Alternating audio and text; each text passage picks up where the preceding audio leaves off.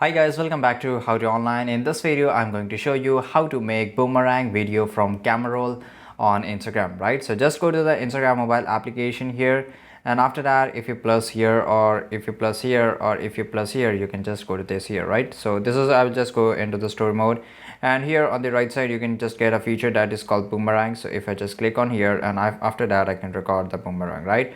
But somehow if I just go to post something else story, let's say if I just want to select some photo or video, and then I want to create a boomerang. Usually before, in the last version, we used to get here the boomerang somewhere here, but right now it is not available, right? So you can just create a boomerang from right now from the Play Store, and we have to use another app right now because in the latest version of Instagram they have removed the boomerang from camera roll, right? So just go to the here and just search here boomerang and just hit the enter, and after that you will get so many apps, and basically you can use any of the app here, and after that you can use the boomerang, right? So here you can see these are pretty well and this work perfectly fine, and you can just make the video from the camera roll, and after that you can upload it over the Instagram reel site, right?